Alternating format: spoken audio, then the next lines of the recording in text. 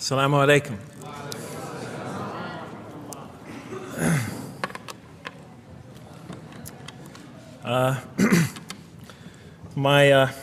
I've come from the University of Kansas. We're playing in the Final Four this very instant. So I want to let you know that you've asked a lot of me today. No, I'm just joking. All right, very briefly, I just want to talk a little bit about what the Quran has to say about the purpose of life. I think this is an extremely important subject, especially for Muslims living in America, because we're sort of a minority, a new religion here, and many people are interested in what we believe. And I think the primary question that people want answered when they first consider another religion is how that religion views the purpose of life, the purpose of of our existence here. And so I'm going to begin, though, talking about an atheist point of view, because I want to talk about what sort of answers the Quran might have for an atheist. So to begin this, I need to talk for about 5 or 10 minutes about what I believe contributed to my becoming an atheist, because I grew up in a Christian family. And then I'll talk for about 45 minutes or so about what I experienced in the Quran and how that sort of changed my perception. So it's very simple. But my wife always says I should summarize what I'm going to do before I talk, because it's easy to get lost in my speeches. And my wife doesn't have a lot of confidence in my speaking ability. Okay, so let me start out by mentioning that my mother certainly played no role in my becoming an atheist. My mother was a wonderful woman, a beautiful lady. She had tremendous dignity and class. The neighbors loved her. She was a registered nurse, and she put in many extra hours at the hospital. She worked in the ward that dealt with dying patients, and when I would come and pick her up late from work at night, not all the patients, but many of the patients would drag me over and talk to me and tell me what a wonderful woman my mother was. When she died, her funeral was packed, and person after person that came up to me had a story to tell about my mother and her goodness. Time and time again, people described her as, "Jeff, your mother is a true saint." She was a deeply religious woman, a great mother, a great teacher, a gentle person. She never cursed. I never heard her curse, swore, ever in her whole life. Never heard her speak to anybody rudely or speak about anyone rudely. She was a tremendous example of a truly religious person, and she didn't wear it on her sleeve. It was just slowly but surely you could see it just in her day-to-day interactions with people. My father, on the other hand, was a difficult man. My father, for some strange reason, had this tremendous rage inside him. I don't know where he got it. He had this terrible violence inside him. And every night he would try to quell that violence with hard drinking. And his drinking, though, only made him all the more volatile. Because my father could be laughing and joking one minute, and he could fly into an angry rampage the next for some unexpected reason. You never know what would trigger it. And once he flew into that angry rampage, it would take, he would just go wild in the house would be in havoc, and he would rage on and on and on, and it would take an awful lot of liquor and several hours before he would finally go to sleep. And this would happen night after night after night. And so my 4 brothers and I was the 4th in line. My 4 brothers and I lived a frightening and precarious childhood. But I'd have to say the worst of it was watching my father regularly taunt and threaten and abuse my mother. And it would happen day in, day in, day in, day out, night in, night out. And it was a never-ending nightmare. You see, it's really not so bad when you're the target of your father's violence. You might think it's bad when a child is the target of their father's violence, but it's really not all that bad. At the moment of attack, you're really not thinking about anything except your own survival. When he's firing punches at you or kicking you on the ground or chasing you throughout the house, or when he's threatening you, "I'm going to hurt you, bad boy," you're not thinking about anything at that moment except escape. While all that's going on, you're not thinking about the aftermath or consequences, the psychological repercussions or anything like that. And when it's all over, you might even excuse the onslaught because you figure maybe you somehow deserved it. If not for what you did this time, maybe for something you did in the past. You could always put the blame on yourself. But a far worse fear is the terror that overcomes you when you watch your father go after your mother. Because she's the only source of warmth and kindness, of love and protection that you know. And if he were to take that away, from a little boy's standpoint, then you've lost everything. But far worse than the fear is the guilt. And it comes over you from several directions. First of all, there's the guilt that comes at you upon you from the growing antipathy you have towards your father. Because we're taught to love and respect our parents, and we are born with this natural bonding attachment to them. But when you watch something like this happen night after night after night, and this rage is growing inside you, you're being pulled in opposite directions. Then there's also, of course, the guilt that comes when you think that you might be the cause of this night's violence. Maybe something you said or did that you didn't even realize triggered it. Maybe just your father's dislike of you triggered an argument between your mom and him that is now raging on downstairs. But the worst guilt of all, and it is by far the very worst, is knowing that you did nothing to stop your father from hurting your mother. Because while he raged on against your mother downstairs, you hid in your bed and you trembled underneath the covers. Maybe you whimpered and you cried and you put the pillow on your head. And thus, you traded personal respect for personal safety. And with each such incident, you come to realize with ever greater and greater clarity, you come to realize your own weakness, your own impotence, your own incompetence, your own worthlessness, your own cowardice. And the hate grows and festers inside you, not only for the man that you call father, but for yourself as well. It is a terrible, terrible thing to make a young boy choose between his mother and himself.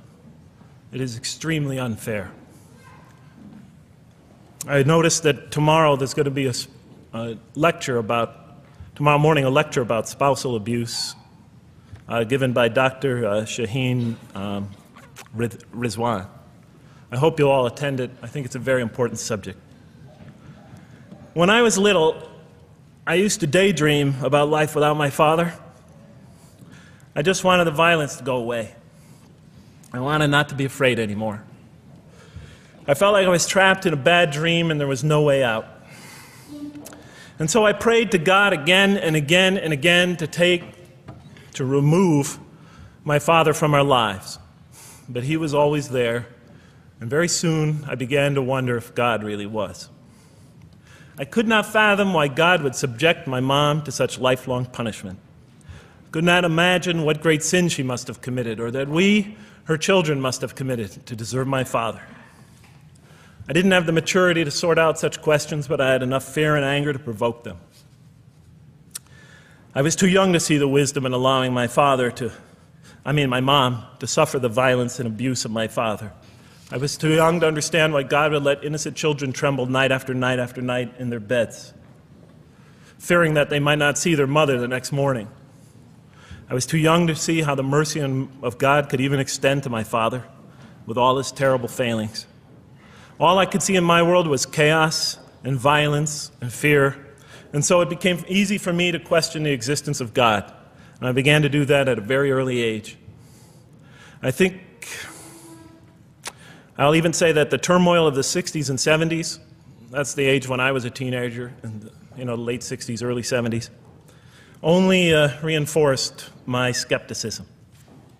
When John and Robert F. Kennedy were assassinated, or Martin Luther King was gunned down, when Vice President Agnew was kicked out of office and Richard Nixon soon after him, when the race riots erupted in city streets like mine, and gang fights erupted in our cities, many of those which I was involved in, when I saw the bizarre and senseless carnage of Vietnam, they all confirmed the lesson that was already ingrained in me and that my father had taught me so well, that the world is dominated by random, consuming, undiscriminating violence.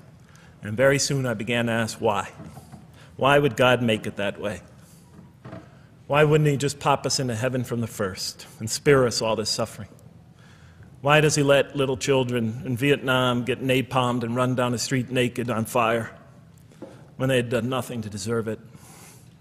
Why does He let the race riots go on? Why does He let the leaders be assassinated? Why does He just let the violence go on and on and on for people who had nothing to do with it? It wasn't of their own making.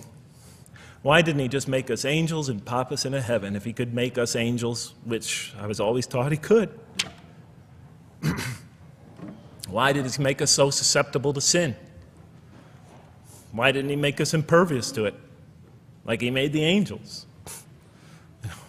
Is this the best world He could create, I thought? Is this the most perfect world He could create for our existence, for our beginning? I just couldn't figure it. And all the explanations I received from priests and doctors and lawyers, from whoever, spoke to me or taught me, they just didn't make sense to me. In any case, so I became an atheist when I was 16, even though I was going to Catholic school at the time. Declared myself an atheist in one class. It was a confrontation between me and a priest. We were talking about God and the purpose of life. And I expressed my views, and he said, well, then you don't believe in God. I said, well, I guess I don't. And then through my junior and senior year of high school, I got an F in religion, even though I continued to do very well in the tests. In any case, when I was 28, to make a long story short, some friends of mine gave me a copy of the Quran. And one night I was sitting in Diamond Heights, my apartment in Diamond Heights in San Francisco. I was working that time at the University of San Francisco. I was 27, 28 at that time, I can't remember. And I ran out of stuff to read, and I took this gift that my friends gave me and I began to read it. And I came to the first verse. Well, I opened the Quran, read the first page, then the second, and then very quickly, in the second surah, about 37 verses into the Quran, I came upon the story of mankind. And I have to admit, I read through it very quickly. It was about 9, 10 verses long, story of the first man and woman. And I recognized some of the details. It was similar to what I had learned when I was a child, but I noticed that there was something wrong. It was apparent to me that whoever authored this Quran, of course I wasn't a Muslim at the time, so I didn't have any idea who that was, whoever authored this Quran clearly did not understand the real meaning of the story, because they had obviously gotten the details confused. They didn't even understand the whole purpose of the story. And so I just read through it once, and then I read through it again, just to try to see what kind of point the author was making, and then I read through it a third time and a fourth, and then I realized this is something strange going on here.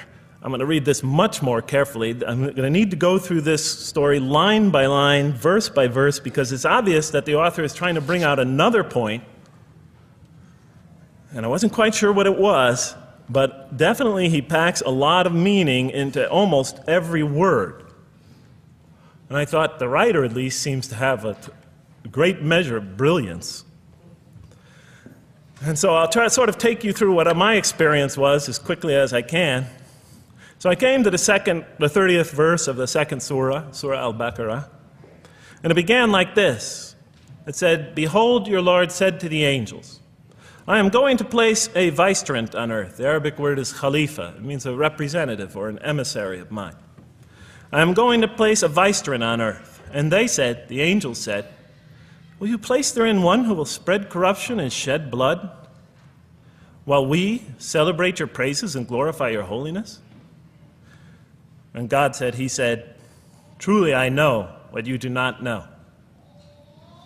See, that's the verse that hooked me. That's the verse that caught my attention. That's the one that kept on making me read the story again and again and again. Because listen to the way it begins. Behold, your Lord said to the angels, I am going to place a representative of mine on earth, a vicegerent of mine, an emissary, one who acts on my behalf. I thought, that's not the way it goes.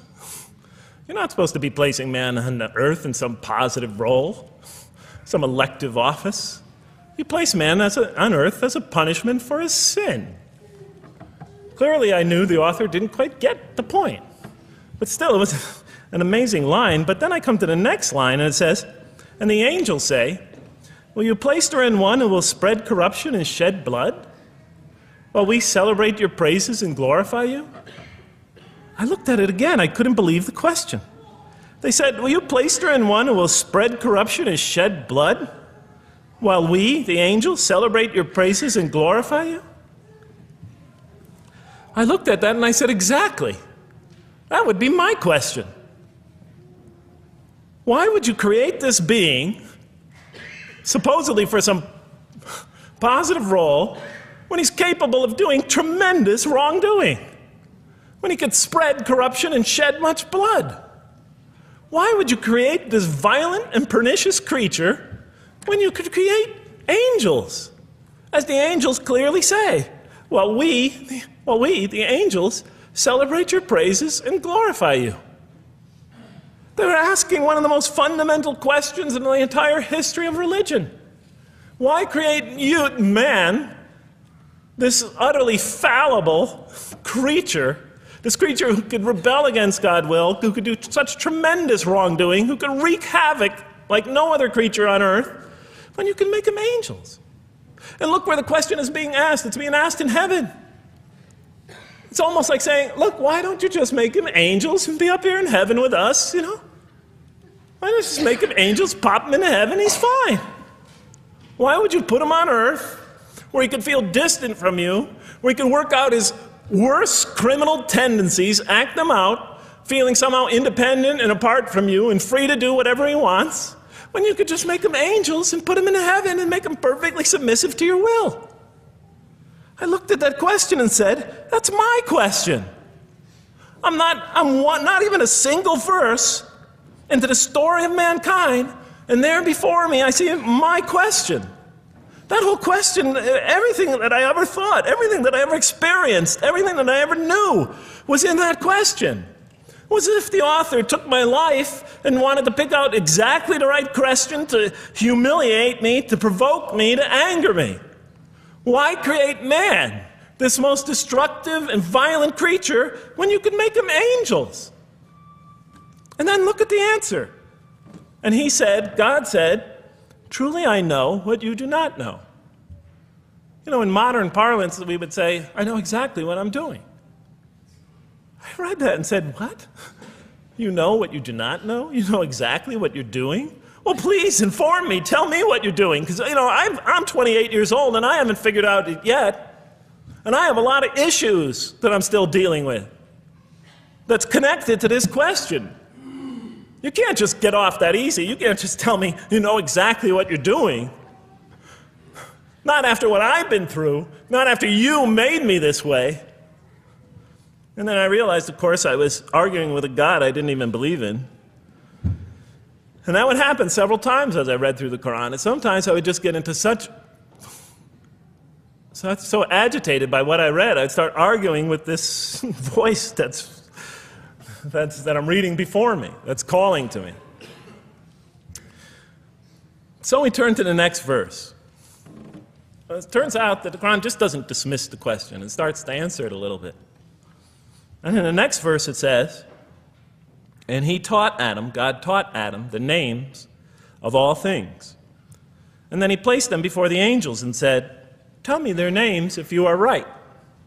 So this verse is clearly referring to the previous one. But notice what it says. Now, from my own background, I remember Adam naming things, but it wasn't connected to any answer to any philosophical question.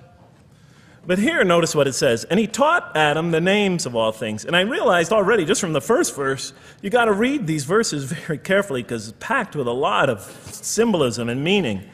And he taught Adam the names of all things. So here we see Adam is not only just a creature who knows how to name things, who's acquiring the gift of language, but he's also a learning creature. God is teaching him.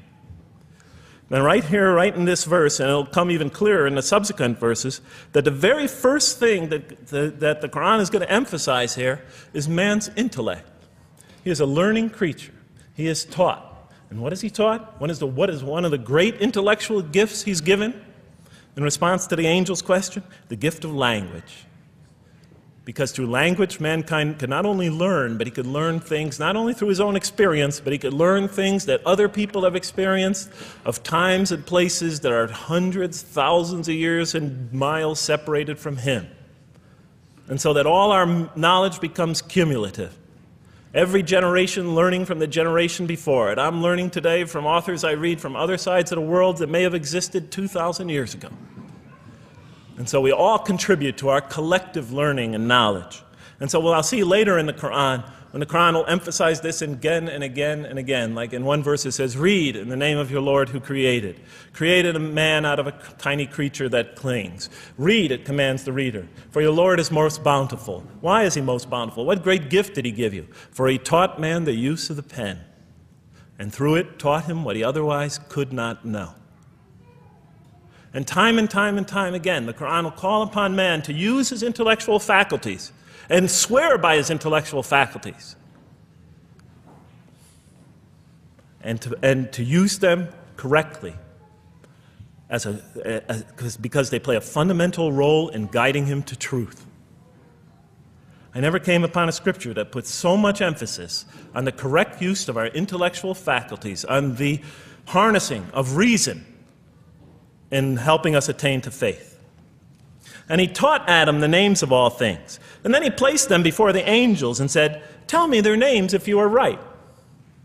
Okay, you have this objection you have this natural question about this creation of mankind.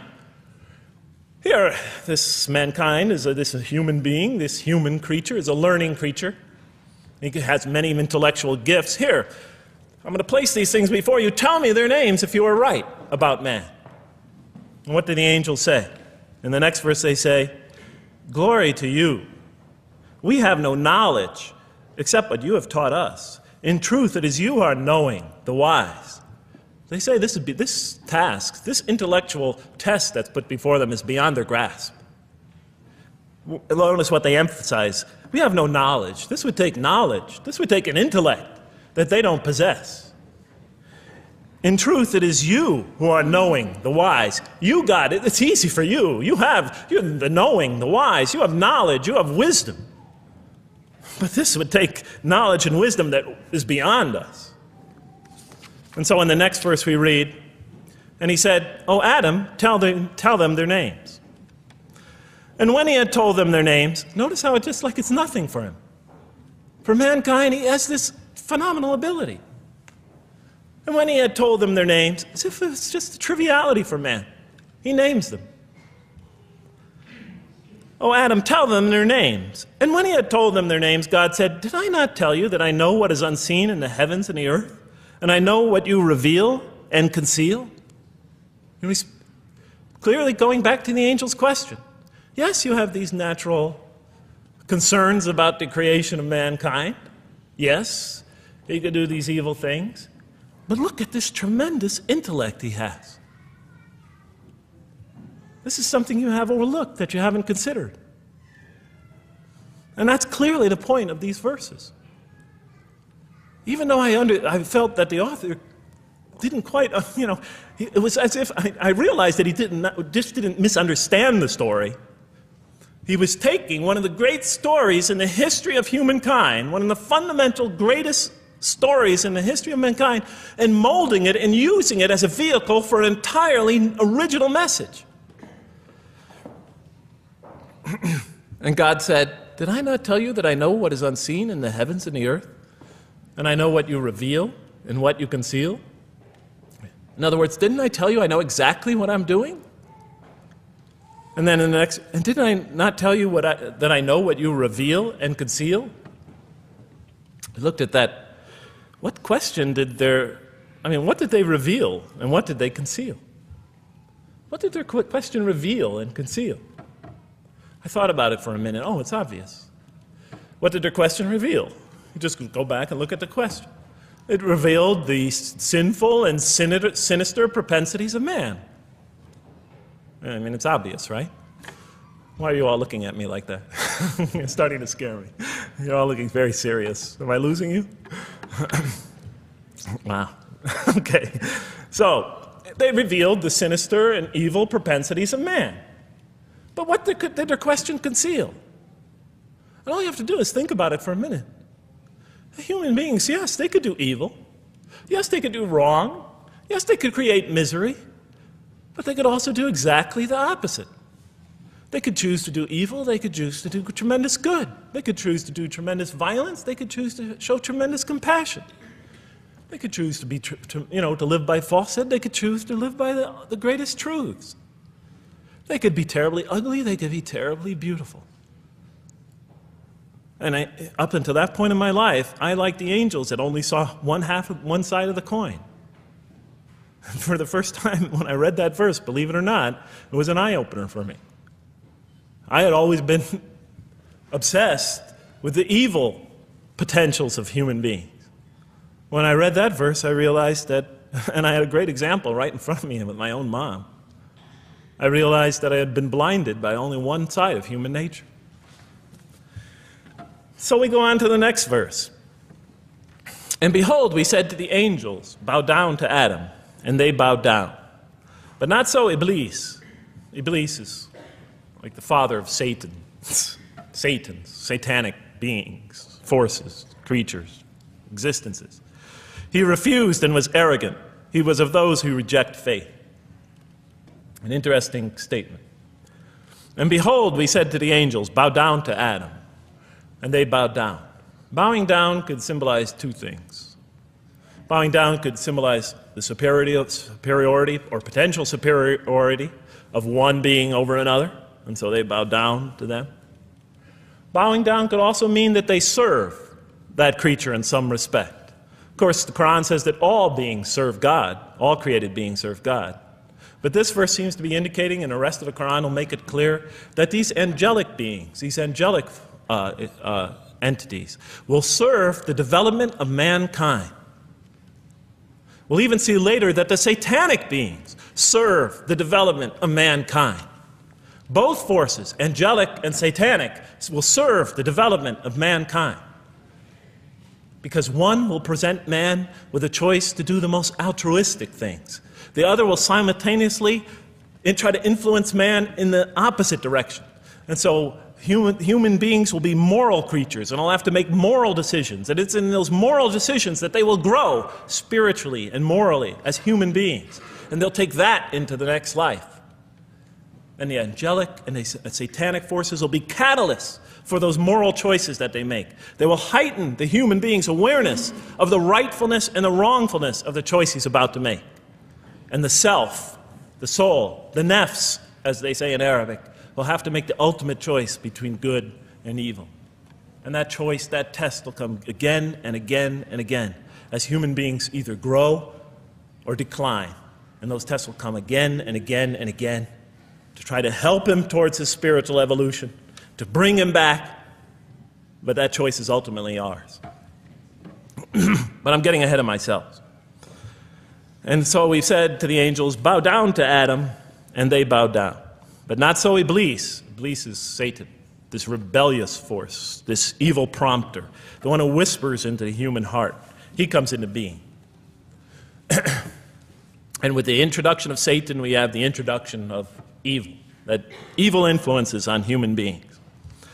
And notice why Iblis does not bow down. He refuses because he was arrogant.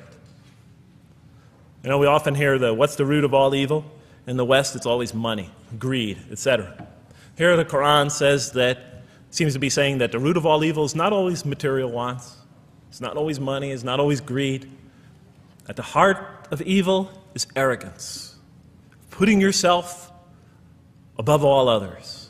Of assigning to yourself special priority and neglecting the rights of others.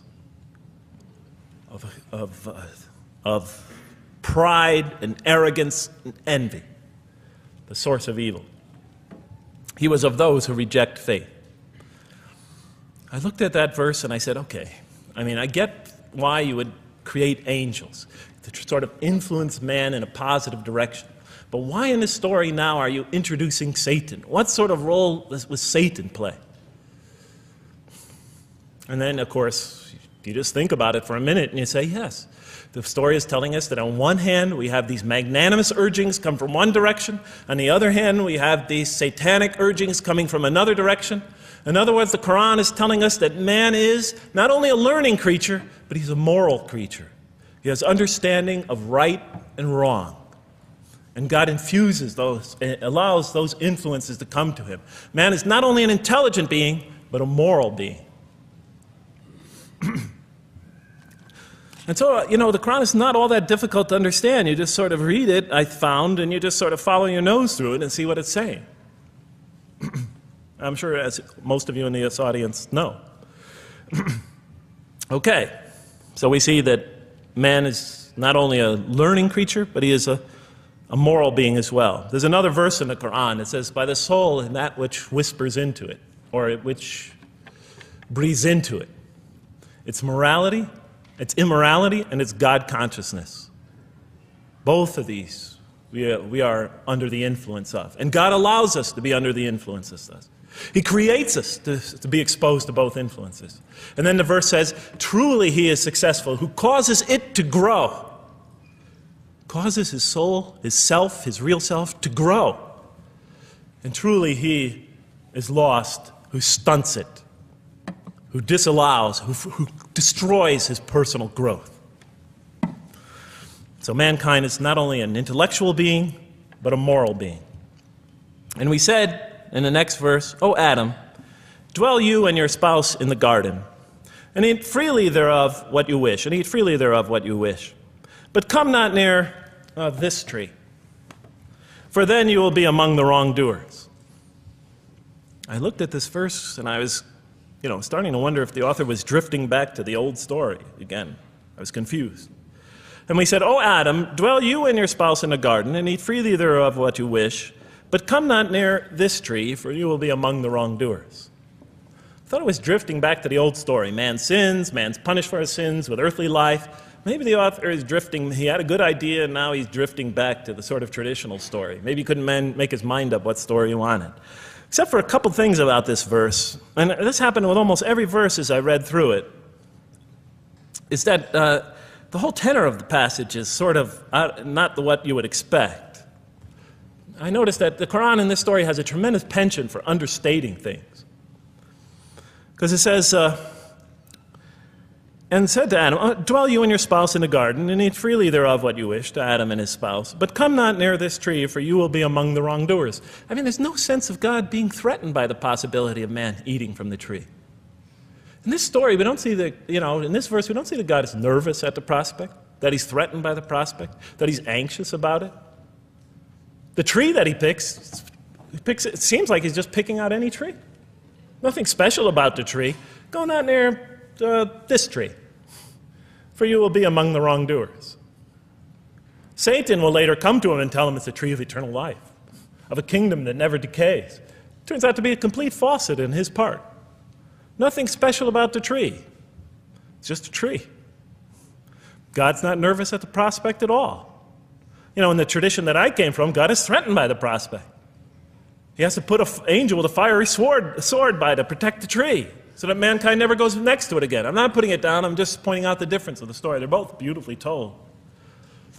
But he has to guard the tree. Why? Because if they eat from it, they'll become gods like us.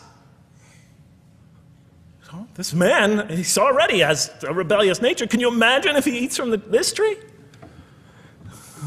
Can't let him get near that tree. But here, just, calmly says, but if you do, you will be among the wrongdoers. God is not worried about himself. It's just warning man, making it clear that if you do this, you've committed a wrongful deed.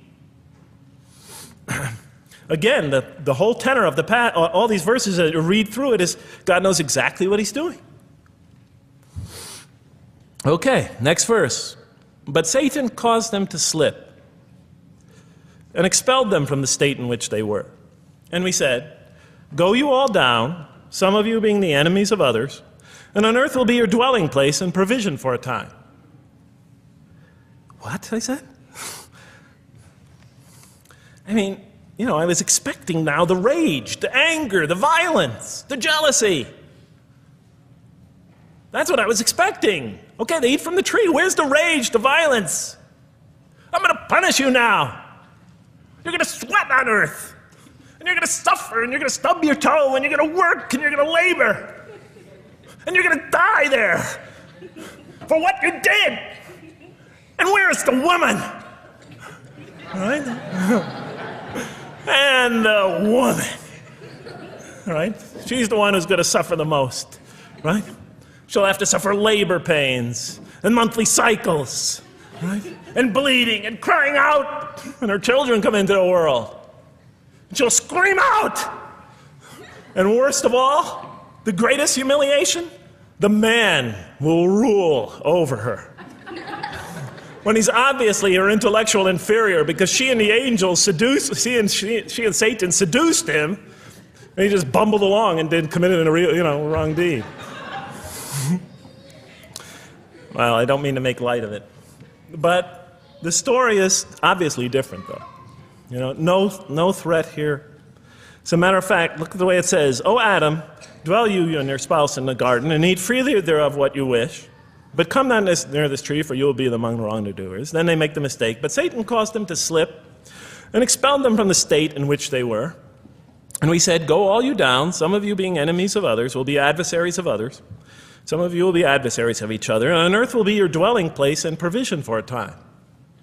This is not a deity losing it. If you look at it, I mean, on earth will be your dwelling place and provision for a time. That's not the words of a God that has got lost, that is really extremely upset. On earth will be your dwelling place and provision for a time. When I walked into the hotel today, and they said, and it's this nice one up here, I don't know the name, I can't remember the name of it, but it has a continental breakfast. And they said, your room will be room 111, and there's a continental breakfast in the morning. I didn't say, I didn't think they were mad at me. Because they said, you're going to sleep here, and this is going to be your provision in the morning. Oh, thank you. But notice something else about this verse. I mean, when you read these verses for the first time, I don't know, maybe I'm nuts, and many people think I am. But when you read these verses for the first time, I mean, this is just so much that catches your attention. But Satan caused them to slip. I remember, I couldn't get that verse out of those words out of my head. Satan caused them to slip. To slip? The greatest sin in the history of the human race, and it's called a slip?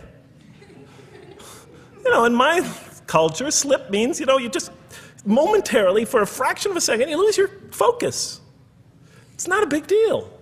My Uncle Bob used to always say to me, Jeff, I'm sorry I'm 5 minutes late, I slipped up. The understanding is it's no big deal. It's just a slip. That's what we say when we make a minor mistake. I slipped up. Don't worry about it. Never happen again. A slip, I said? Momentary loss of focus? The greatest sin in the history of humanity? Why we're all here? Why we're all suffering? Why we experience death? A slip? I didn't believe it. I went to my Arabian friends at that time. I didn't know any Arabic. They came to this verse. We went through it line by line. I said, now don't change any words. Just read them one at a time. But Satan made them, and I said, okay, this one right here. What does it mean? Tell me what that means. They looked at it. It says, slip. Slip. And expelled them from the state in which they were. A slip, I thought? But then maybe I was trying to force the traditional understanding, the traditional interpretation. Maybe it was just a slip. I mean, after all, they didn't commit murder. They didn't commit robbery, rape, pillaging, assault. They ate a couple of pieces of fruit. It's not the greatest sin in the history of humanity by any means. And then the next verse says, and then they were expelled from the state in which they were. Well, what state were they? Let's see now. Let's go back from where we started. First, mankind is being taught. We see he's an intellectual being. Then we show he's a moral being. Moral being means he's a being that's going to have to make choices. And then God gives him this choice. It's not a huge deal. It's not the gravest sin in the history of humanity by any means. It's minor by any standards. They make it, though. We see that God originally intended to put man on earth as his vicegerent. We see a period of preparation where he's being prepared intellectually, where he's growing intellectually, where he's growing as a moral creature. When does God finally put him on earth? What signals that he's ready to begin? He makes his first independent choice. It's not the worst deed in the history of humanity. It's minor on anybody's scale, but it shows that mankind is ready to act on his own, to be his own, to make his own choices, that God has empowered him to make choices, and he's ready to make them and carry them out, and see them most often to their expected ends, if God wills. And that seems to be the only real significance of it. But I thought, maybe I'm getting this wrong. Maybe God just blows off into an angry rampage the next verse. So I look at the next one and it says, and then Adam received words from his Lord. And God turned to him mercifully. For he's oft returning, ever merciful. Well, if I had any doubts up till now that God is not enraged by what this has happened, that God hasn't prepared mankind for this choice, for what was eventually going to happen, that all this was preparation for mankind to begin his earthly sojourn in this famous allegory. If I had any doubts before now, I had them, certainly didn't have them after reading this verse. This verse is entirely consoling, reaching and merciful, reaching out to mankind in mercy. Mankind goes to earth. He's obviously afraid. He obviously feels remorse. He's in an unfamiliar environment. And what does God do? He turns to him. He turns to him. In Arabic, the word has the meaning of like a father turning towards an infant or a child or somebody, or a parent, a mother turning towards her child. And he turns to him mercifully, and for God is oft returning, ever merciful. And Adam receives words from his Lord. What kind of words? Probably words of consolation, words of hope, words tell him not to be scared. And in the next verse, we see those are exactly the type of words that Adam receives. He says, go down, Adam and his spouse. Go down from the state, all of you together. Repeating that again, just so that we know that this is not a punishment here. Go down from the state, all of you together, and truly there will come to you guidance from me. And whoever follows my guidance has nothing to fear, nor shall they grieve. It is an emotional picture.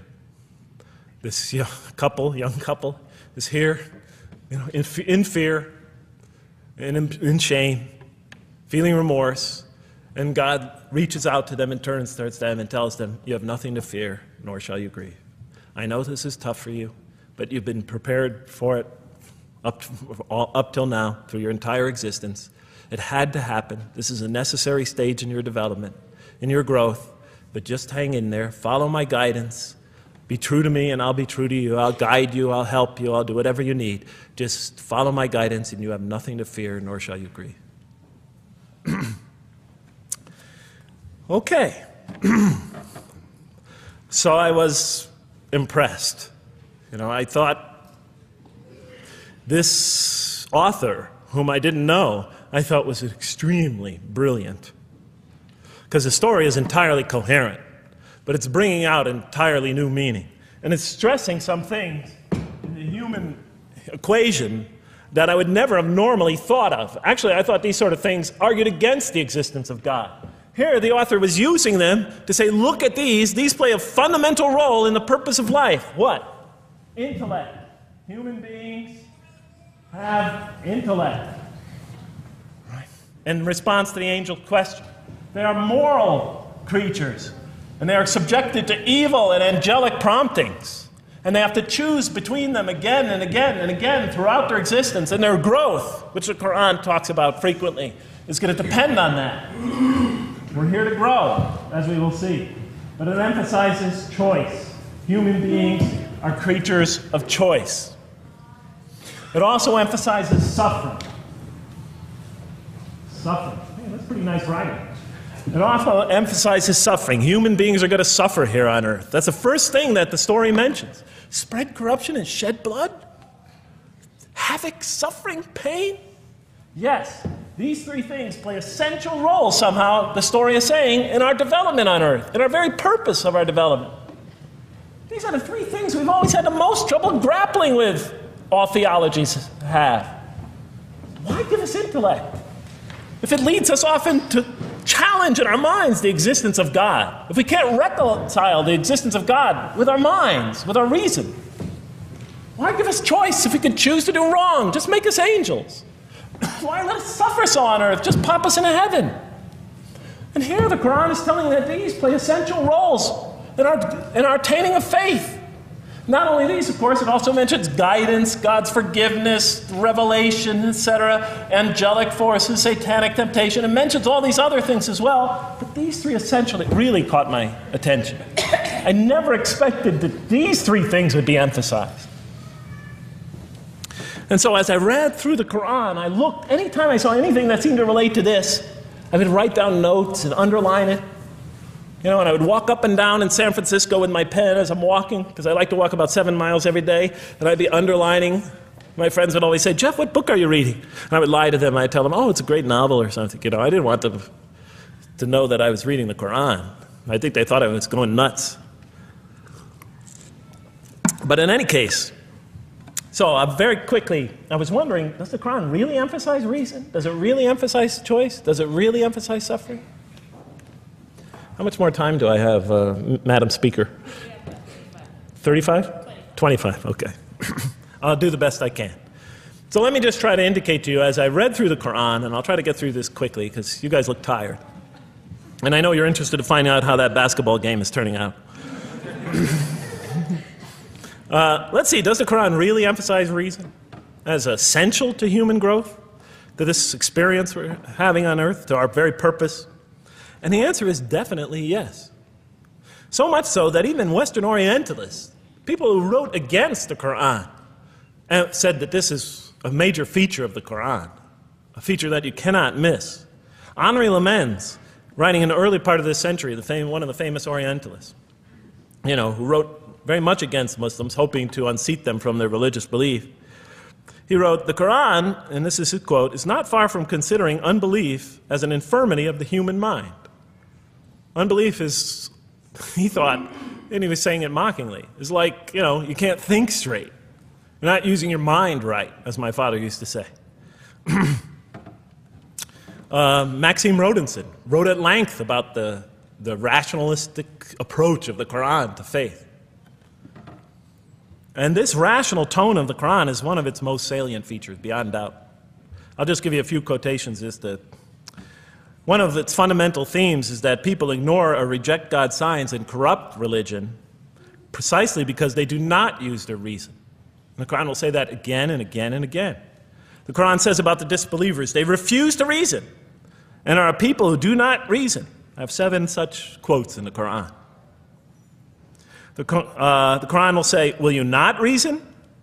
It mentions that 14 times to the reader. God reveals signs and lessons and admonitions so that, and this is a quote from the Quran, perhaps you will finally use your reason. There are 8 such statements in the Quran. From the Quran's viewpoint, reason and faith are allies, just as illogic and false belief are allies. And it clearly sets the conflict along these lines. It says the right way has henceforth become clear from error. Those who benefit most from the Quran are persons of insight. 16 such statements in the Quran. Firmly rooted in knowledge, 8 such statements. Use the reason, 10 such statements. Stand on clear evidence and proof, 7 such statements. Those who oppose this revelation are deluded, 9 such statements. In manifest error, 28 such statements. Ignorant, 15. Foolish, 3. Have no understanding, 9. Only follow surmise and conjecture, 9. And blindly adhere to tradition, multiple times. It states that. In an almost Socratic style, the Quran repeatedly quizzes the reader and calls into question his or her assumptions. Again and again, it asks us, what do you think? 18 such statements. Have you considered this or that? 13. Did you suppose? 7. Sounds like a math teacher. Do they not ponder? 2 such statements. Do you think? Do you even think? 18 such statements. The message is clear. To gain truer faith, we need to free ourselves from inherited notions and examine our beliefs rationally. Learning plays a key role in human development. Read, the Quran exhorts the reader. For God taught us the use of the pen and taught humankind what it otherwise could not know. In life, nature, and history, in the Quran, there are signs and lessons for those who are wise. There are 21 such statements. The Quran states over 100 times that it has been revealed to make things clear. I thought the author of this Quran must have had a strong mathematical insight, a natural mathematician. All throughout, when I was reading, I was trying to imagine what he must have been like. God teaches humanity both directly and indirectly, and sometimes so subtly that we are unaware of his instruction. Thus, he tests us in multifarious ways. Of course, I just want to make it clear, Muslims believe God himself is the author of the Quran. Sometimes I give this speech and people come away and ask me, Jeff, who is the author of the Quran anyway? But I didn't know. So I was just trying to figure it out. Repetition is indicative of the importance given to certain ideas. It should be observed that the Arabic word for knowledge in the Quran, ilm, appears 854 times in the text in its various forms. It's one of the most frequently occurring words. So the Quran really does put great emphasis on reason in our spiritual quest. Does it put great emphasis on choice? Well, here's what it has to say. Let there be no compulsion in religion. The right way is henceforth clear from error. It's a choice, and it must be freely made. And it's a choice between correctness and error, between right and error, between reason and falsity. Had God willed, he could have indeed guided you all, it says in the Quran. I went, why not? I thought. Why not just guide us all? Why let some of us choose to go this way and that way? The Quran was constantly provoking me as I read it. Do not the unbelievers know that had God willed, he could have guided all mankind? Oh, do not the believers know that had God willed, he could have guided all mankind? Okay, I'm an unbeliever, I thought. Tell me, why didn't you guide all mankind? If you want us to be in conformity of your will, just make us that way. And if we had so willed, we could have given every soul its guidance. Why did you let us be creatures of choice? Just program us to do the right thing. Never make a wrong choice. Had God willed, he could have made us all one community. He could have made us clones of one another. But he didn't. It wasn't part of his plan. Enlightenment has come from your Lord. He who sees does so to his own good. He who is blind is so to his own hurt. It's your choice. It says it again and again in the Quran. Remember when I was reading this, I was a disbeliever. And this scripture is constantly reminding me, it's your choice, Jeff. It's no compulsion in this. It's your choice. It's up to you. You're probably not reasoning correctly here. Think a little harder. Come on, try. It's just a few more steps. And whoever is guided is only to his own gain, and whoever is stray, I am only a warner. It's your choice. We have revealed to you the book with the truth for mankind. He who lets himself be guided does so as for his own good. He who goes astray, it's to his own hurt. It's his choice. There are many, many such references. I'll stop there. But you get the point. The Quran clearly emphasizes that choice plays a key role in our development. But what about suffering? I mean, suffering's the biggie, right? I mean, that's the real major question. What does the Quran have to say about suffering? Because every religion deals with suffering in a different way. It's either something you have to be saved from, and so some religions stress salvation, or it's something that you have to sort of transcend through meditation and training so you can sort of not feel it so much, get above it and beyond it. Some religions see it as primarily punishment. Some see it as, some of the more ancient religions see it as the result of the precarious and whimsical, control of many gods working against each other, playing with human beings. Different religions have dealt with it in different ways. But almost all of them, I would indeed say all of them, have sort of seen it as something not so good. But let's see what the Quran has to say about it. Something to be avoided, to transcended, to be saved from. The Quran says just the opposite. You are going to experience it. You will suffer in this life. And it plays a fundamental role in your development and your growth and in what you are to become. This scripture didn't just say you're going to experience it. It said you should embrace it. You should struggle through it. Your life should be a struggle, it says. It should be a jihad. Yeah, right? But that's what it says. Jihad means struggle. When the Quran most says jihad, it's very seldom, it's most often not in the context of fighting. Qital is the Arabic word for fighting. But it says even in the Mecca verses, long before Muslims had to defend themselves against their oppressors, it mentions that you have to struggle in the path of God. With the Quran, it even says. Struggle in the path of God with this Quran.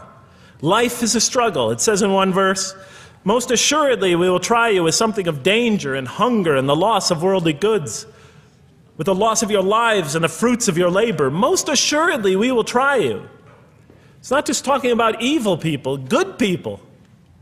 But give the good news, the glad tidings. Be happy for those who are patient in adversity and suffering. Good news, I thought? Doesn't the author understand the terrible effects of suffering? Give the good news to those who are patient through adversity, who when calamity befalls them say, truly unto God we belong and truly unto him we shall return. In other words, that this could benefit them. It was a remarkable statement. Here's another one. Do you think that you can enter paradise without having the like of those who passed away before you? And the next verses start to explain these people were good people who suffered terribly. Do you think that you can enter paradise without going through the same? Why, I thought? Why do we have to suffer in life? Misfortune and hardship befell them, and so shaken were they that the apostle and the believers with him would exclaim, when will God's help come? These are good people. When will God's help come? Oh, truly, God's help is always near. You will certainly be tried in your possessions and yourselves, the Quran tells the reader. You're going to face hardship. It's guaranteed. Every soul must taste of death, and we try you with calamity and prosperity, both as a means of trial. And to us you are returned. You are going to have hardship here. There is going to be no heaven on earth. This environment is made to be an environment of adversity. It is made to be an environment where you have to work, where you have to struggle, where you have to strive. And it plays a key role. Oh man, truly you've been toiling to your Lord in painful toil, but you shall meet him. You're toiling, yes, but you shall meet him. We certainly created man to face distress. What, I thought? We certainly have created man to face distress. You made us to face distress? Does he think that no one has power over him? Sometimes people get, so down, they just think, this can't be a God. Look how I'm suffering. He will say, I have wasted much wealth. Some people just become totally devoted to worldly aims. Does he think that no one sees him? Have we not given him 2 eyes to see with, a tongue, and 2 lips to communicate with, to learn from by communicating? Can't he see around him? Can't he tell from communication with other people? Haven't we pointed out to him the 2 conspicuous ways? What are the 2 conspicuous ways? But he attempts not the uphill climb. One of them is the uphill climb. And it says this is the way you should be pursuing. And what will make you comprehend the uphill climb? It is to free a slave, or to feed in a day of hunger, an orphan nearly related, or the poor one lying in the dust. Then he or she is of those who believe, and exhorts one another to patience, and exhorts one another to mercy. You have not attained to faith until you struggle the uphill climb. It's telling us. You should pursue the uphill climb. What is the uphill climb? Reaching out to your fellow man who suffers. To feed the poor one. To help the poor soul that's lying in the dust. And all over the world there are people in that state. And we watch the news as if it's just entertainment. And the Quran tells us this is something you should involve yourself in. That is the road that you should travel. It describes a successful life as an uphill climb. Well, I can see I'm running out of time, so I'm going to have to tie this up in about 15 minutes, I guess. But definitely the Quran emphasizes these three elements in the human drama. But as I read through it, I couldn't see how it all fit together. I mean, why didn't God just... Why? Why do we have to experience these? What purpose do they play? Just pop us in the head, beam us up, I thought. Well, one thing, like I mentioned before, the Quran will repeatedly emphasize that we're here to grow and to learn. And I'll give you 4 or 5 quick verses because I know you're tired. It says, Our Lord, and raise up in their midst a messenger from among them, who shall recite unto them your signs, and that shall teach them the book and the wisdom, and who shall cause them to grow. We have to learn wisdom in the book, and Revelation in particular, and who shall cause us to grow. And we have sent among you of yourselves a messenger to recite our signs to you and to cause you to grow. Truly God was gracious to the believers, this is in the 3rd surah, when he raised up from among them a messenger from themselves to recite his signs to them and to cause them to grow. It is he who has sent among you among the unlettered people a messenger from among them to recite his signs and to cause them to grow. These are all distinct references. Just 2 more. There are many more. And the soul and that which breathed into it, its immorality and its God consciousness, he is indeed successful who causes it to grow. And he is indeed a failure who stunts it. And in the 92nd surah, Surah Al-Layl, it says, Far removed from it will be the righteous who give his wealth that he may grow. So the purpose somehow is to grow. We're in a growing, learning, developing experience. We weren't just created when we came into the world. This is actually a stage of our creation. Just as our development in the womb was a stage in our creation, our essential stage in our physical creation, this is an essential stage in our personality creation, in the creation of our real being. That which we take into the next life, our essential selves. We've gone from the physical creation in the womb, primarily physical, now to the human creation, the personality creation in this stage. I thought maybe I'm, projecting my own neurosis into the scripture. Maybe it doesn't really emphasize that life has a purpose. But time and time again, I would find it does. For example, just quickly it says, Those who remember God standing and sitting and lying down and reflect upon the creations of the heaven and earth and say, Our Lord, you did not create all this in vain. You did not create all this in purpose. Just when I was starting to think, maybe the Quran really doesn't state a purpose of life. It really doesn't mean there's a real purpose of life. Maybe I'm reading into it something that is there. I would come upon verses like that would force me to just read a little further, make me think, well, maybe it's just around the corner. We have not created the heaven and the earth and whatever is between them in play. If we wished to take a sport, we could have done it by ourselves, if we were to do that at all. God doesn't create to satisfy his whims or fancies or entertain himself. Do you think that we created you purposely and that you will not be returned to us? It says in the 23rd surah, the true sovereign is too exalted above that. In the 44th surah, we did not create the heavens and earth and all that is between them in play. That serves a purpose. Now, what sort of purpose can it possibly serve? So I tried to, apparently the Quran speaks about believers and those who are the rejectors. You have the believers on the one hand, the rejectors on the other. Now apparently God has created us to be believers. So I tried to study what the Quran has to say about the believers, and it's a natural thing to do, to see what it wants us to become, if it has anything to do with these essential elements that it stated. I mean, it's a natural way to approach it. I think you agree. Do you agree? Somebody nod your head. That's what I say to my math students. Just one head nod is enough for a mathematician. Get one head going, okay, I did my job. Okay. So, how does the Quran describe the believers? What are they supposed to attain to? What is their ultimate thing that they're supposed to get? What are they ultimately supposed to achieve? And it's very clear when you read the Quran that what they will achieve in this life and will experience to so much greater degree in the next is they will experience a relationship of love with God. They will turn to God in love and God will turn to them in love.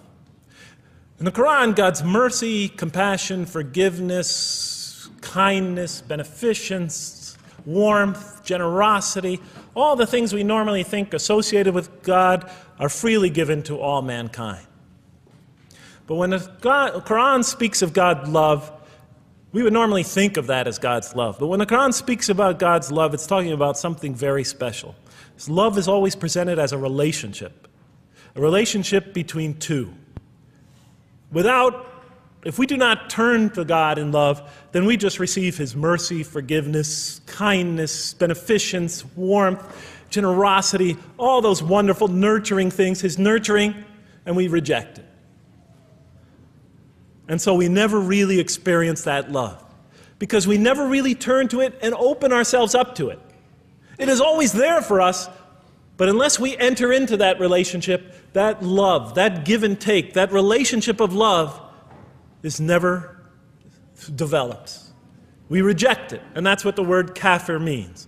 It means to reject, to turn your back, to ignore, to throw something, a gift that someone gives you behind your back. And so the Quran tells us that the believers will experience this sublime relationship of love. It says, "Yet there are men who take others besides God as equal, loving them as they should love God. But those who believe love God more ardently. Say, if you love God, follow me, and God will love you and forgive you your faults, for God is the forgiving, the merciful. O you believe, if any from among you should turn back from his faith, then God will assuredly bring a people he loves and who loves him." And throughout the Quran, I'll mention time and time again that God loves the believer. God loves this type of person. God loves that type of person, and so forth and so on. So it's quite, and I'm trying to pick the speed up here, so you'll have to excuse me for that. But it is apparent from the Quran that one of the purposes of creation, maybe the essential purpose of the creation, is to produce from this subset of humanity that will freely enter a relationship of love with God.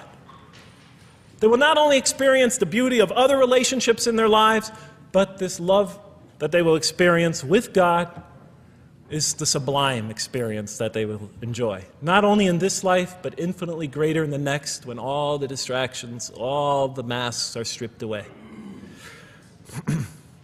Okay, I thought, you created us to love you, for us to turn to you in love and to experience your love, to receive and experience your love. But why do you need these? Just pop us into heaven, love us, and make us love you. Program us to love you. You'll make my dog love me. Do the same sort of thing. I kept on coming back to the same issue. Just do it. Okay. Still couldn't see it, and I was almost through the Quran, and I thought either I'm dumb or this scripture just never really got to it. Okay, so I didn't give up. I thought, okay, what's the next natural thing to do? Okay, so we're here to develop this relationship of love with God.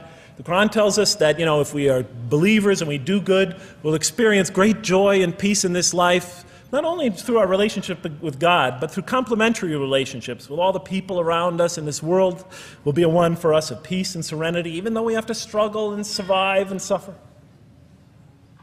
But I couldn't see, how this all tied in with this suffering business and why he couldn't just put us into heaven.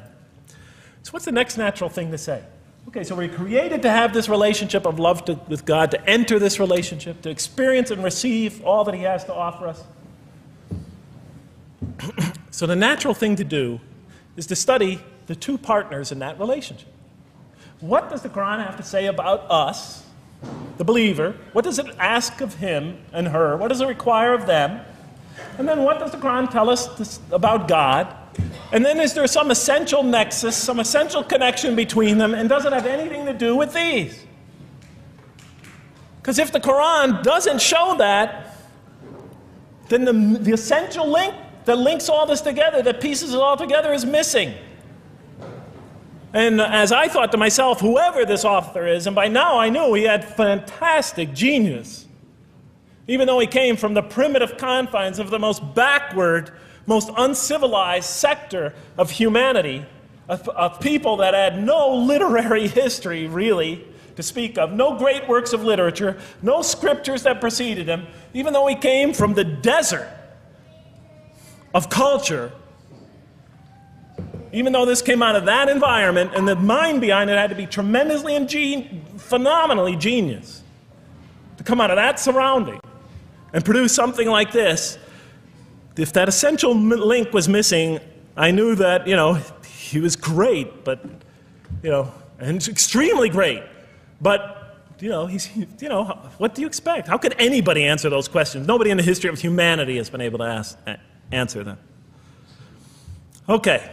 So I thought, first I'll see what the Quran has to say about the believers. What does it require of them?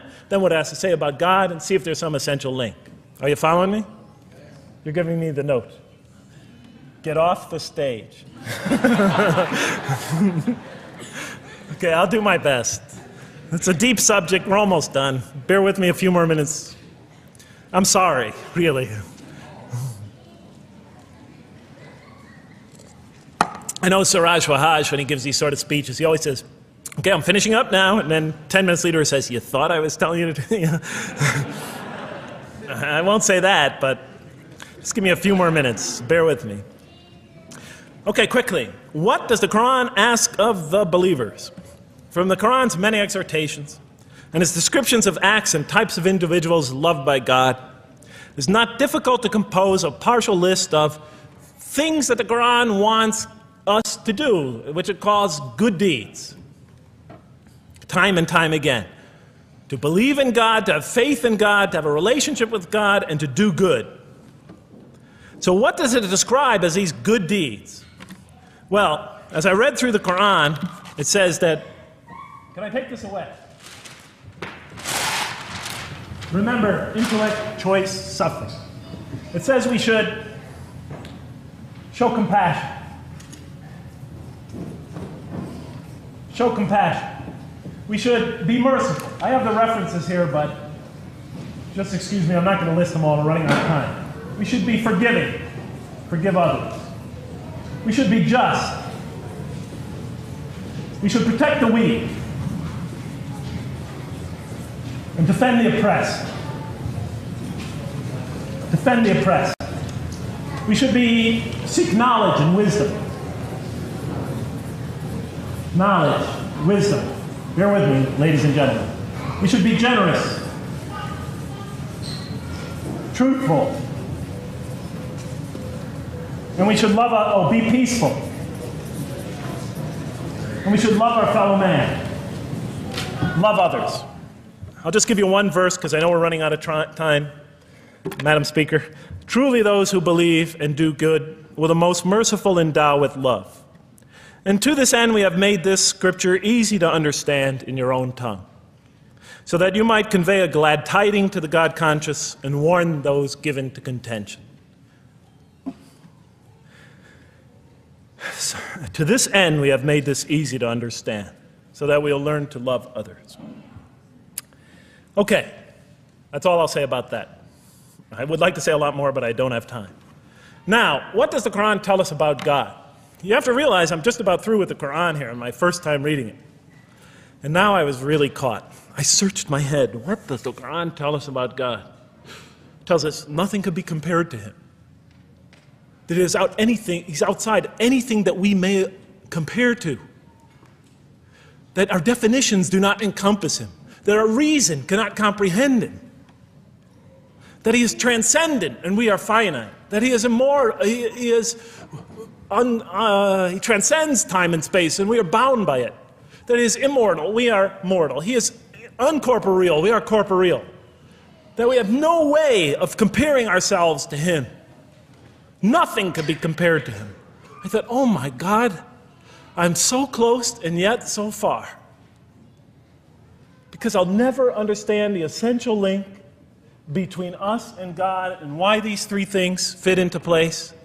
Because the Quran tells us that we could never really quite understand God. Or at least that's the way I thought. And so I put down the Quran when I had finished it. And much to my dismay, I was honestly disappointed because I thought The author made a brilliant, brilliant, brilliant, brilliant try, but he never quite made it. And so I was sitting in front of, about 3-4 weeks later, I was sitting in Diamond Heights in my apartment watching a football game, I think it was. And you know, sometimes things just slip into your minds when you least expect them, and I'm sitting there watching it, and all of a sudden into my mind came a thought. And I said, wait a minute. The Quran does tell us so much about God. It tells us again and again and again, but somehow I just missed it. Just skimmed over it every single time. Because if you turn to almost any page, if you turn to the beginning of any surah, you could see time and time again essential information about God that I just thought was sort of a literary device, something to make it just sound more beautiful. Because if you turn to the beginning of any surah, you'll see the words Bismillahir Rahmanir Rahim, in the name of God, the most merciful, the most compassionate. If you read almost any passage, long passage, when you come to the end of it, it's punctuated by dual attributive statements like God is the merciful, the compassionate, God is the forgiving, the gentle, God is the kind, the protector, God is the generous, the truthful, God is, and so forth and so on. There are tens of thousands of such references in the statements in the Quran. What the Quran defines as God's most beautiful names, His attributes of perfection, repeated again and again and again on almost every page. And as I sat there, sitting by the television, I started to jot them down in my, on my little piece of notebook there. Same notebook I used to jot these down before. And I began to list from my own mind the attributes of perfection as I remembered them. And they were, God is the compassionate. God is the merciful. God is the forgiving. God is the just, the protector, the defender of the oppressed and the weak, the knowing, the wise, the generous, the kind, the truthful, the loving, the peaceful, the source of all peace, the truth, and so forth and so on. Every item I had listed in my list for the qualities that we human beings are supposed to develop, the Quran was telling me had its infinite source and perfection in Allah, in God. And then all of a sudden, all the pieces fell together. Then I suddenly saw it, as I see most of you probably see as well. That now, suddenly it all began to make sense to me. In what way do I say that? Well, it was now obvious why we had to develop these qualities. It was now obvious how these things on the floor here fell into place. And I'll just say it clearly. We're here to develop a relationship with God, to become closer to God. But how can you become closer to God when He's transcendent and you're finite, when He's immortal and you're immortal, when you're vice versa? When He's immortal and you're mortal, when He's unbound, fettered by time and space, and you are, and so forth and so on. How can you become close to that one? If I want to become close to you, I need to have something to share with you, something that we have in common. So for example, if I want to come close to this young man here physically, I'll approach him, because we both have bodies, and I can position my body closer to him. Physical presence, bodily presence, is something we both share. If I want to become closer to that gentleman back there, if I want to become closer to him intellectually, I'll reason with him so we will have a convergence of minds, because we both possess reason. If I want to become closer to one of my sisters on this side emotionally, I'll try to appeal to their sentiments, because we both share feelings and similar types of experiences that generate those feelings. But how does one become closer to God? What do we share with Him? We share with Him exactly what He gave us. Because the Quran tells us that when we came into this life, He breathes into our spirit something of His Spirit. And that we come into this world with the seed of these very qualities within us. And we could either kill them, stunt them, as the Quran says, or cause them to grow. And when we grow in these, we grow in our ability not just to experience tremendous beauty in life through all this, but we grow in our ability to receive and experience the infinite beauty, the infinite peace, the infinite truth, the infinite compassion, the infinite mercy, the infinite, etc., all the way down the list, that only comes from the infinite perfect source of all these. The more we grow in mercy, the more we grow in our ability to receive and experience in this life and in the next, to an infinitely greater degree, the mercy of God. The more we grow in compassion, the more we grow in our ability to receive and experience God's compassion in this life through prayer and through ritual and through contemplation and through other experience of others. And of course, infinitely more in the next life, the compassion of God. The more we grow in our truthfulness, the more we grow in our ability to experience God, the truth, because all truth comes from God. The more we grow in these things, the more we grow in our ability to receive and experience God's attributes of perfection. The more we grow in our ability to receive and experience His being. And that sort of nearness we are growing to Him is tied to our essential nature and to His. It's more than just physical nearness. It's more than just a convergence of ideas. It's more than just a convergence of feelings. It's a convergence of essential beings. It's the closest type of nearness two can feel, two can experience. I'll just give you a quick analogy, because this helped my children. Let's pretend I have a goldfish, a dog, and 3 children. 3 daughters, let's say. And I do have 3 daughters. No matter how much of my love, compassion, forgiveness, caring I pour upon that goldfish, it could only experience it to a tiny degree. It might not even really be aware of it, because it's a very primitive creature.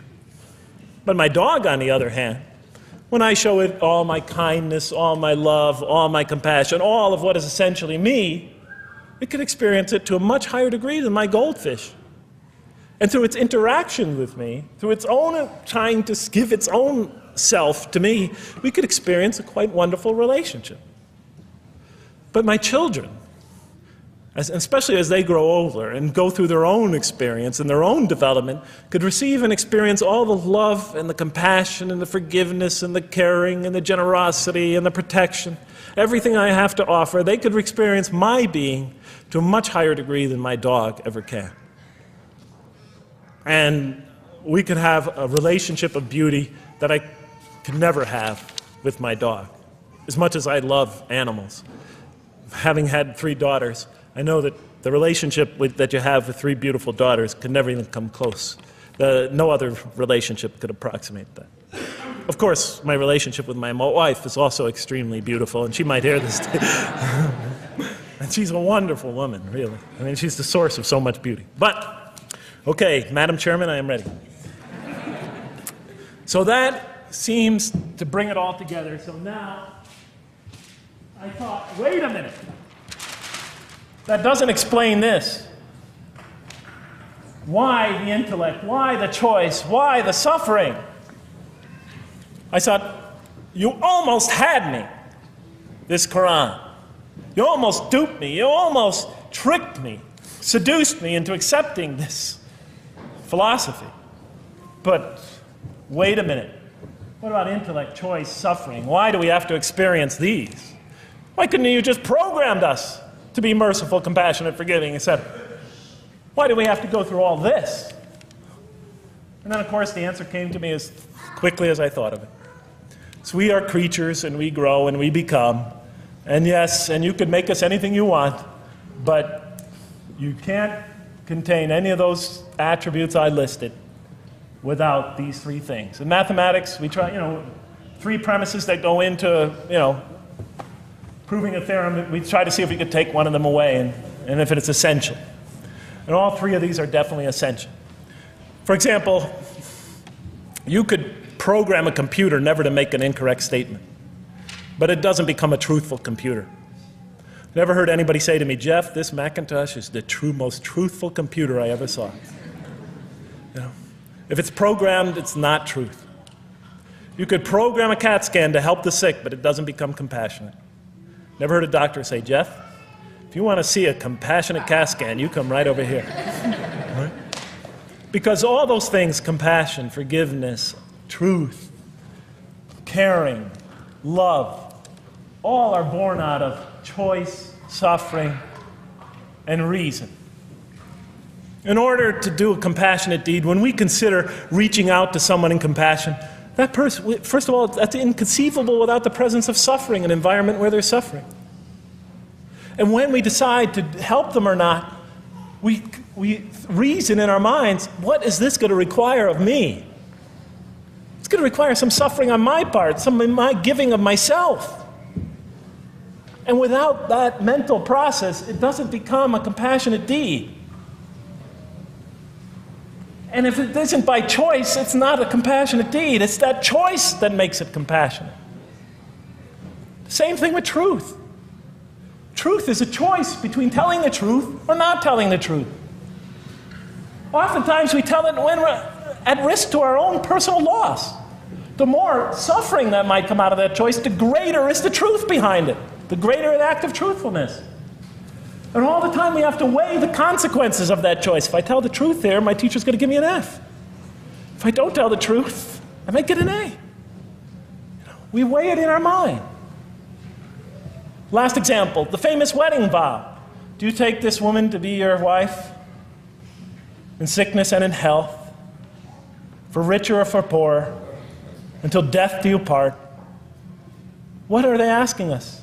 Do you knowingly make this choice, understanding full well what's at stake here? That it might involve richness but poverty, health or sickness, that suffering's going to be involved until death. Once a young lady told me, you never really loved me. Because when the growing got tough, when things got hard, when we hit rock bottom, when my life fell apart, you just got up and left. And she was right. And she understood full well that that's what love is all about. It is through giving and suffering together and hanging in there with each other and not bailing out and persevering through suffering, making that choice and knowing what you're doing. All those three things are essential. So it's very easy to see why the Quran stresses these. Because in order for us to grow in these, I dropped it, we have to have these. And that's why it's very easy to see, ladies and gentlemen, why the Quran, 30 seconds, Madam Chairman, why the Quran talks about sin as self-destruction. The Quran says when we sin, we commit, the Arabic word is dhulm, or zulm, however dialect you have. Dhulm against ourselves. We oppress, we destroy ourselves. Because when we don't grow in these, when we grow in the very opposite of these, we are literally destroying ourselves. When we grow into the things that are antithetical to these, we are destroying our natures and will not allow ourselves to receive and experience the beauty that could be in store for us in this life and the next. It's like coming into this world and developing in the womb none of the physical things you need to experience comfort and joy and peace and happiness on a physical level in this life.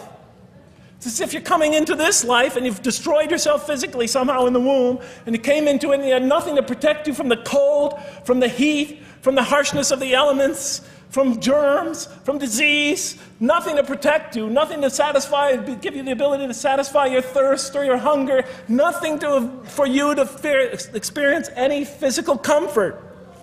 This is all that matters as we go into the next life. If we don't develop these through our relationship with God, our very purpose of our being, then we will experience terrible suffering in this life, worse than if we came into this life in a physical state that didn't avail us of any of the comfort of this life. And so it'll be worse than fire. It'll be worse than endless fire. It'll be worse than the worst hell we could possibly imagine. So the Quran tells us, that yes, when it talks about heaven and hell, it's used very powerful symbolic language, but what it essentially is telling us is imagine the greatest joy and wonder and peace and serenity you could ever experience, and that's what's open to you on the one end. But on the other end, imagine the most terrible suffering that you could possibly bring on yourself, and you could also do that to yourself as well. It'll be worse than anything you could have ever imagined. And the Quran tells us that God says on the Day of Judgment, I did not harm you in the least. You destroyed yourselves. And it could say that in total objective truth. And that's why the Quran, well, I think I'll leave it at that because Madam Speaker is about to shoot me. I still have other things to talk about, but I want to find out how that basketball game is going. So thank you so much for listening to me for so long. And may the peace and mercy of Allah be upon you all. I didn't mean to try to scare anybody at the end. That wasn't my goal. I was just trying to make a point. And may the peace and mercy of God be upon you all. Thank you so much. Assalamu alaikum.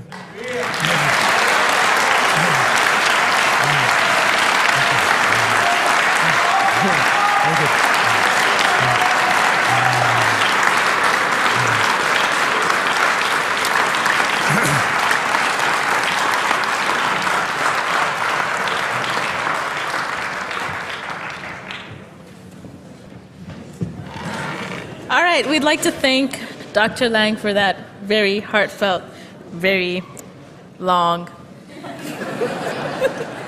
presentation. I have a few things to say before you all leave, so just be patient with me for a second.